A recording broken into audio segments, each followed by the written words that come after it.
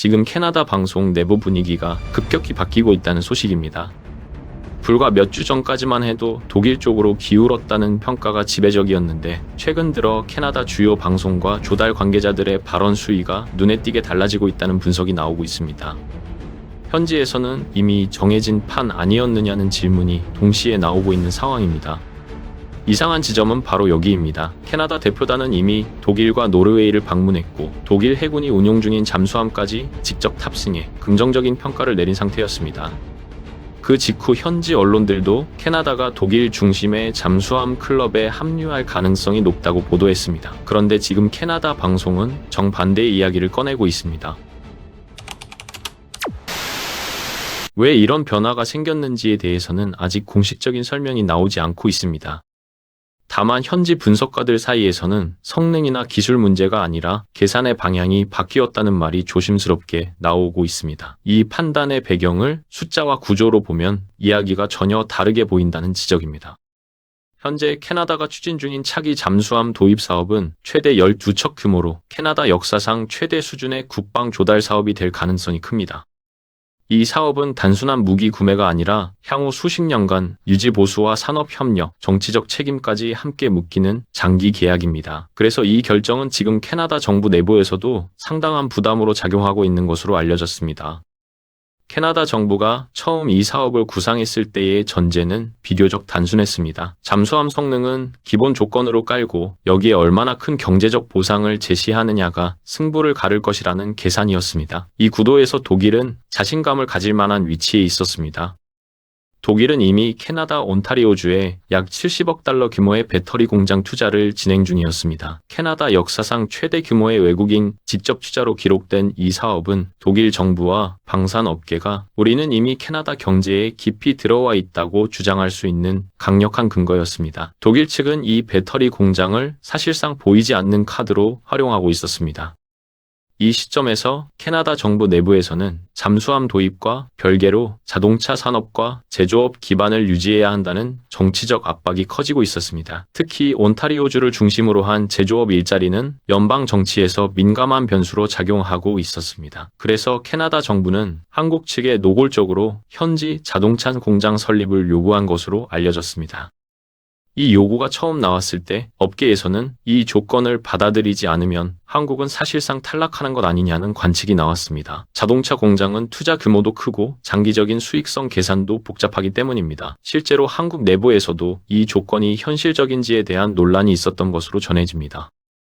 하지만 여기서 첫 번째 계산의 전환이 일어났습니다. 한국은 자동차 공장 설립 요구를 그대로 수용하지 않았습니다. 대신 캐나다가 가진 다른 자원, 즉 풍부한 천연 자원과 재생 에너지를 기반으로 한 수소 생태계 구축이라는 대안을 제시했습니다. 이 제안은 단순한 제조 공장이 아니라 장기적인 에너지 전환 전략과 연결된 그림이었습니다. 이 제안에 대해 캐나다 내부에서는 예상보다 긍정적인 반응이 나왔습니다. 자동차 공장이라는 눈에 보이는 상징보다 에너지 전환과 미래 산업이라는 명분이 정치적으로 더 활용 가치가 있다는 판단이 작용했다는 분석입니다. 하지만 이 시점까지만 해도 판세가 완전히 뒤집혔다고 보기는 어려웠습니다. 독일도 가만히 있지 않았습니다. 독일은 잠수함 사업에 더해 히토류, 배터리, 우주 산업까지 아우르는 광범위한 경제 패키지를 준비 중이라는 메시지를 흘리며 반격에 나섰습니다. 겉으로 보면 독일의 제안은 여전히 더 크고 더 미래지향적으로 보였습니다.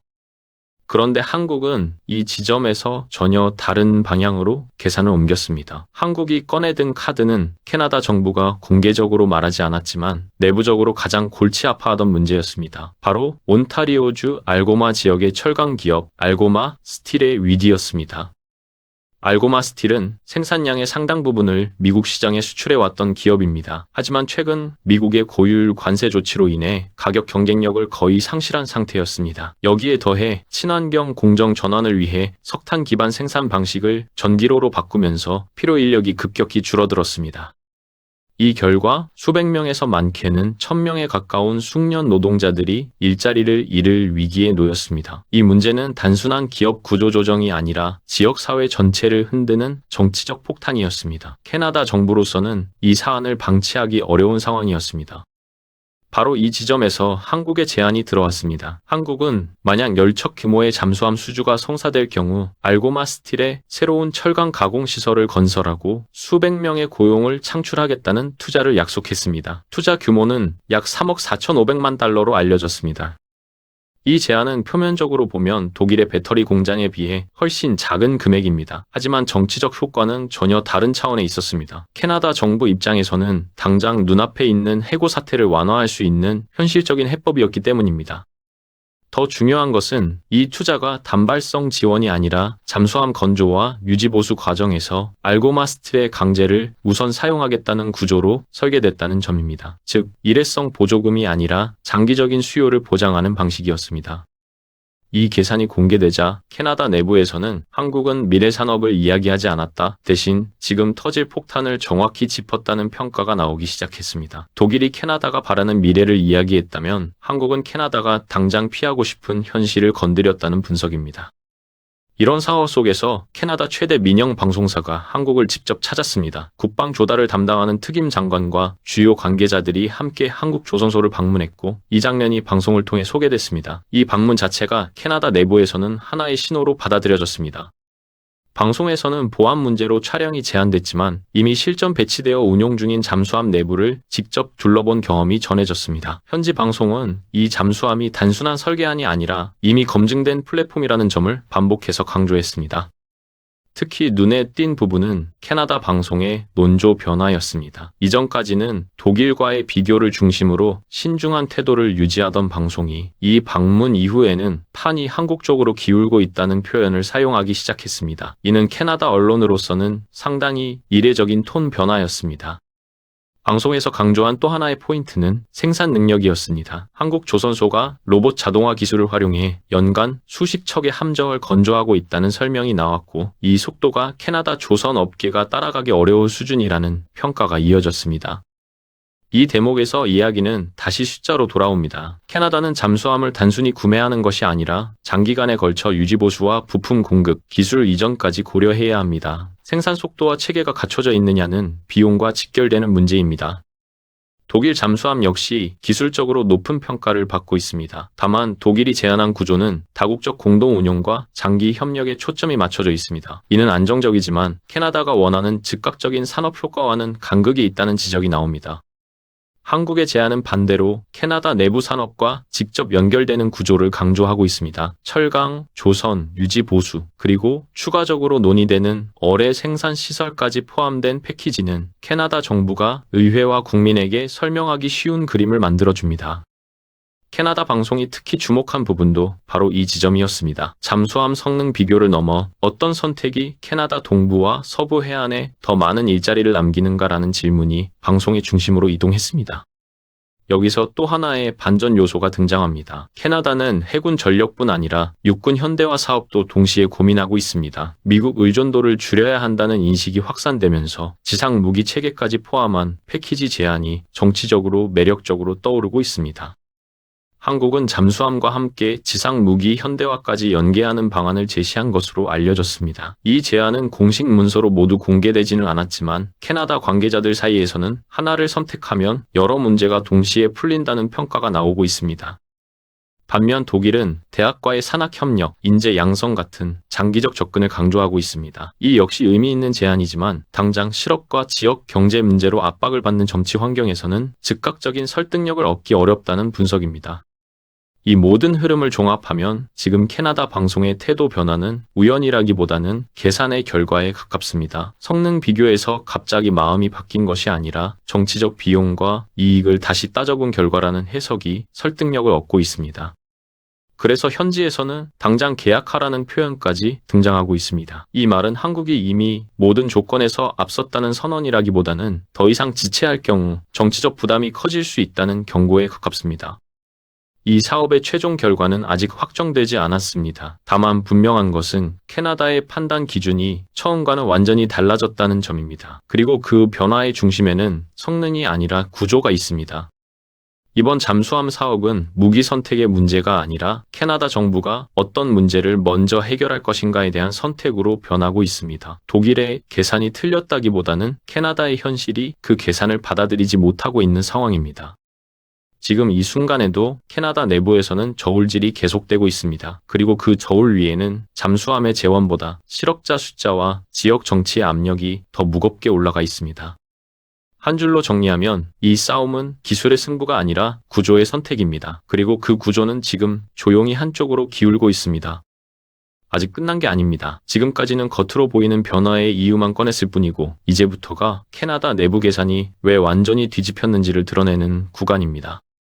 현재 캐나다 정부 내부에서 가장 부담스러워하는 지점은 이 사업이 단순한 해군 전력 보강을 넘어 정치적 책임으로 직결된다는 점입니다. 잠수함 12척이라는 숫자는 국방 예산의 문제가 아니라 향후 10년 이상 특정 지역과 산업의 운명을 함께 떠안는 선택이기 때문입니다. 그래서 이 결정은 군이 아니라 정치가 주도할 수밖에 없는 구조로 흘러가고 있습니다. 정치의 관점에서 보면 독일이 제시한 논리는 지나치게 정제되어 있었습니다. 배터리 공장, 미래 산업, 유럽 잠수함 클럽이라는 프레임은 모두 장기적 안정성을 강조합니다. 하지만 캐나다 정부가 지금 마주한 문제는 장기적 비전이 아니라 다음 선거까지 감당해야 할 현실적 부담입니다. 이 간극이 점점 크게 드러나고 있습니다. 캐나다 방송이 한국 조선소 방문 이후 논조를 바꾼 것도 바로 이 맥락에서 해석되고 있습니다. 방송은 더 이상 어느 잠수함이 더 조용한가를 묻지 않습니다. 대신 어느 선택이 정치적으로 설명 가능한가라는 질문을 던지고 있습니다. 이 질문이 나오기 시작했다는 것 자체가 판이 바뀌었음을 의미합니다. 특히 캐나다 동부 해안 지역은 이번 사업에서 핵심 변수로 떠오르고 있습니다. 잠수함의 상당 부분은 동부 해안에서 유지 보수와 지원을 받게 될 가능성이 높고 이는 지역 일자리와 직결됩니다. 캐나다 방송이 동부 해안의 산업 효과를 집요하게 파고드는 이유도 여기에 있습니다. 한국이 제안한 유지 보수와 현지 생산 구조는 이 지점에서 강점을 드러냅니다. 잠수함을 들여온 뒤에도 지속적으로 돈과 일자리가 남는 구조를 만들겠다는 설명은 정치인들에게 매우 유용한 논리입니다. 이는 의회 질의나 언론 인터뷰에서 즉각적으로 활용할 수 있는 카드이기 때문입니다. 반대로 독일의 공동 운용 모델은 효율적이지만 책임이 분산되는 구조입니다. 여러 국가가 함께 사용하는 체계는 안정적일 수 있지만 캐나다 유권자 입장에서는 그래서 우리 지역에 뭐가 남느냐라는 질문에 대한 답이 모호해집니다. 이 모호함이 지금 독일 측 제안의 약점으로 부각되고 있습니다. 캐나다 방송은 또 하나의 흥미로운 장면을 포착했습니다. 한국 조선소에서 본 생산 현장은 단순히 기술력이 뛰어나다는 인상을 넘어 이들은 이미 전시 체제로 움직일 수 있는 시스템을 갖추고 있다는 느낌을 줬다는 평가입니다. 이는 북극 항로와 장거리 작전을 동시에 고려해야 하는 캐나다 해군의 고민과 맞물립니다. 여기서 다시 한번 시선은 숫자로 돌아갑니다. 캐나다는 잠수함을 한두 척 들여오는 나라가 아닙니다. 12척이라는 규모는 훈련, 보급, 유지비비까지 포함하면 수십 년 동안 수십조 원에 달하는 지출을 의미합니다. 이 지출을 어떻게 정당화하느냐가 정치의 핵심입니다.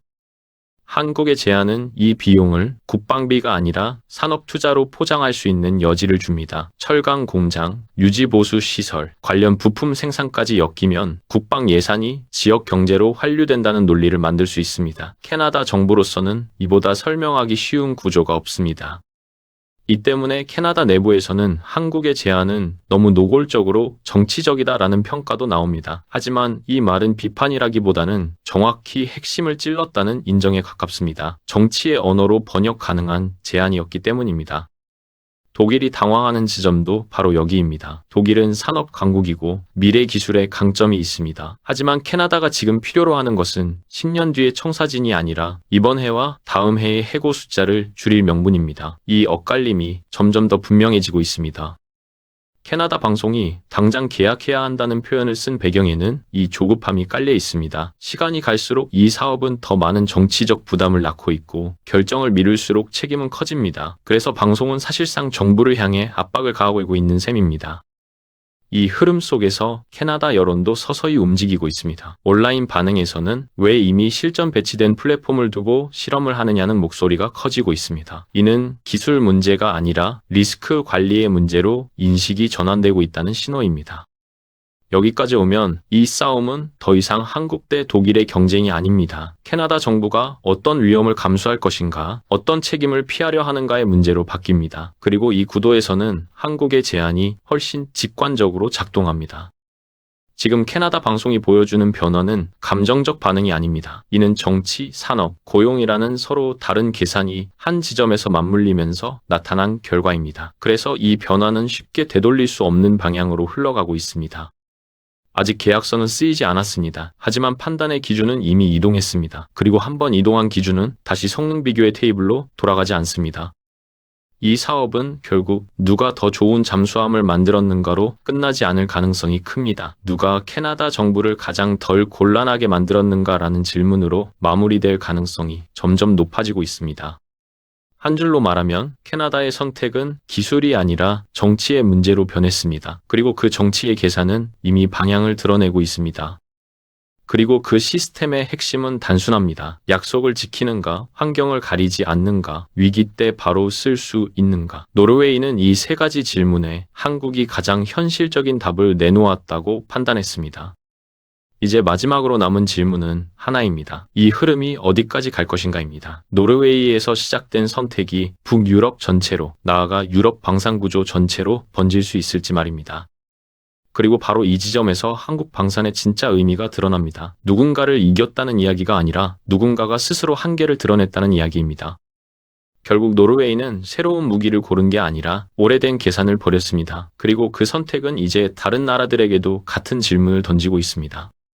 많은 사람들이 이 이야기를 이렇게 정리하려 합니다. 한국 무기가 좋아서 팔렸다는 이야기, 기술력이 앞서서 선택받았다는 이야기 말입니다. 하지만 노르웨이 사례를 끝까지 따라오면 그 결론은 절반만 맞습니다.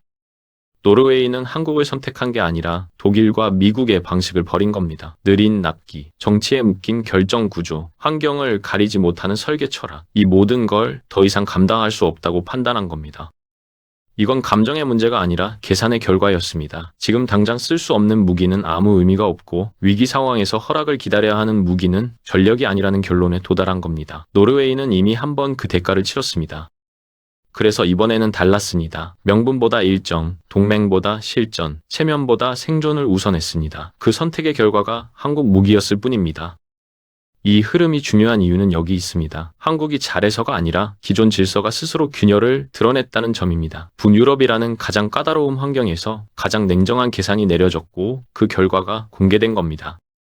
앞으로 더 많은 나라들이 같은 질문을 던질 겁니다. 우리는 전쟁이 나면 지금 이 무기를 바로 쓸 수 있는가? 그리고 그 질문에 답하지 못하는 시스템은 아무리 화려해도 선택받기 어려워질 겁니다.